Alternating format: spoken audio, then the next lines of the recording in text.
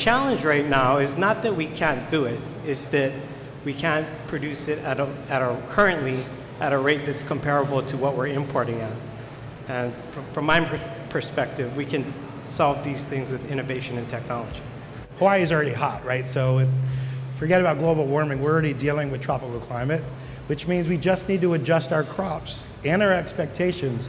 We will be able to grow most of what we all want to eat, but not all of it. So we got to lose the expectation of 100% or give up some things you want. There's so much that we could grow and so much that could be in your market. What's wrong is that people don't know about these products. They don't know how to cook.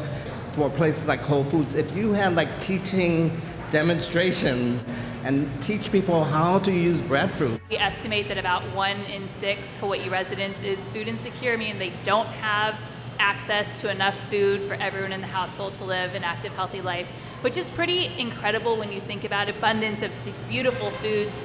Farmers here just need to be wiser about what and how they grow things as they achieve scale. Globally, our population growth is expected to increase another 2 billion by 2050. And currently our agri-food systems consume about 70% of the world's drinkable water. It uses 30% of the world's energy, and it contributes about 30% to greenhouse gas emissions.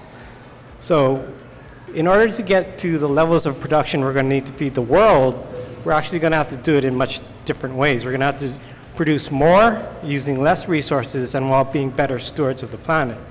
Now in the tropics, the reason why tropical agriculture is going to become even more important is because we're expecting that by 2050, more than 50% of the global population is going to live in the tropics. So it's a focus on every day reducing how much we throw away and also diverting what's still edible foods to the right places. But we do turn, and everything else like food scraps are donated for compost or for other local farms as well.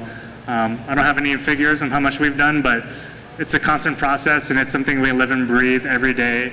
Feeding fish our wasted lettuce is try to reduce our food costs because that's our fertilizer source for our lettuce, and if my fertilizer is cheaper, my lettuce can be cheaper in the grocery store, which means more people will have accessibility on the same paycheck to my lettuce.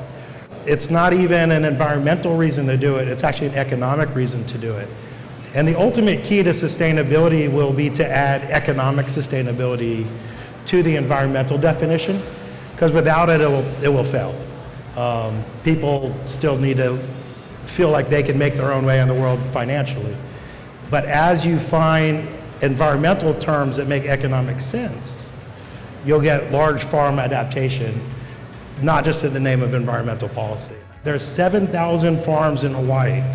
The majority of, only 7% of farms in Hawaii make more than $25,000, right? So only 7% of the 7,000 farms farm for a living, not for supplements, right? And so there's plenty of people for farmers markets, but it's the 7% that we need to get to scale, because this is the job of feeding Hawaii now. Our small farmers aren't making money. So if we're going to increase our food security, we have to come up with solutions to help them be more profitable, right? If you're not making money and you scale that, that's called bankruptcy next month.